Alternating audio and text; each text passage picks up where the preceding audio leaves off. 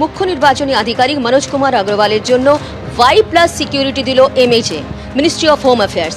এর আগে জানিয়ে রাখি যে নির্বাচন কমিশন থেকে চিঠি গিয়েছিল মুখ্য একদম MHA-তে, এবং সেই চিঠি গিয়েছিল যাতে সিও দপ্তরে কেন্দ্রীয় বাহিনী মোতায়েন করা হয়। কারণ কি বলা হয়েছিল যেখানে এর আগে যখন বিএলওরা এসেছিল এবং বিএলওরা এখানে কিন্তু ধাপে ধাপে এখানে বিক্ষোভ দেখায় এবং এক সময় 30 ঘন্টা ধরে প্রায় সিও দপ্তরের সামনে তারা অবস্থান বিক্ষোভ করে। তারপরে কিন্তু সেখানে সিকিউরিটি বাড়ানো হয়।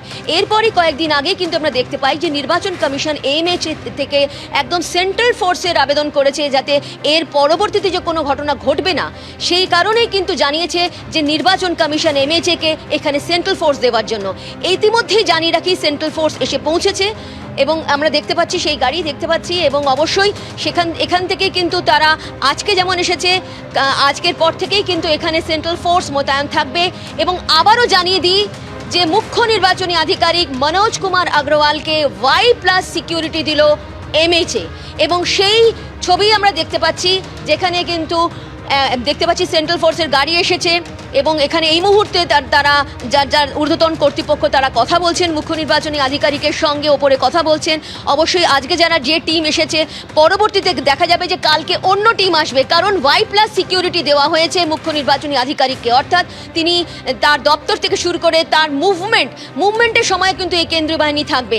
অর্থাৎ বোঝা যাচ্ছে যে যেভাবে একদম সিও দপ্তরকে ঘেরাও করা হয়েছিল, সিও দপ্তরে এসে কিন্তু বিএলওরা যেভাবে অবস্থান বিক্ষোভ করেছিল, প্রায় 30 ঘন্টা ধরে কিন্তু অবস্থান বিক্ষোভ করা হয়েছিল। তারপর কিন্তু সিও দপ্তরের নিরাপত্তা নিয়ে প্রশ্ন তোলা হয় এবং তারপরে দেখা যায় কিন্তু একাধিকবার দেখা যায় যে পুলিশের তরফ থেকে পুরো ব্যারিকেড করে দেওয়া হয়েছে। মূলত দেখা যায় যে সাংবাদিকদের আটকানো হয়েছে। তার পরবর্তীতে সাংবাদিকদের অনেকটা শিথিল করা হলেও, যাওয়াটা শিথিল করা হলেও সেখানে কিন্তু সিকিউরিটি থাকে। তারপরে কিন্তু আমরা দেখতে পাই নির্বাচন কমিশন থেকে MHA-তে কি চিঠি দেওয়া হলো সিও দপ্তরে কিন্তু কেন্দ্রীয় বাহিনী মোতায়েন করতে হবে। সিও দপ্তর এই মুহূর্তে একদম রয়েছে NS রোডে, যেটা একদম বামান অ্যান্ড লরি বিল্ডিংয়ে। এই সিও দপ্তরে কিন্তু কয়েকদিনের মধ্যে বা নতুন বছরে কিন্তু অন্য জায়গায় শিফট হবে, যেটা শিপিং কর্পোরেশন হবে।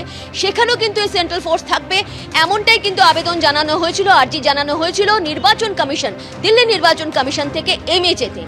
এই মুহূর্তে আমরা দেখতে পাচ্ছি, আবারও ছবি দেখিয়ে দিচ্ছি, এই মুহূর্তে দেখতে পাচ্ছি যে সেন্ট্রাল ফোর্সের গাড়ি এসে পৌঁছে গিয়েছেন। ঊর্ধ্বতন কর্তৃপক্ষ তারা কিন্তু মুখ্য নির্বাচনী আধিকারিকের সঙ্গে কথা বলছেন, আমরা দেখতে পাচ্ছি সেই গাড়ি।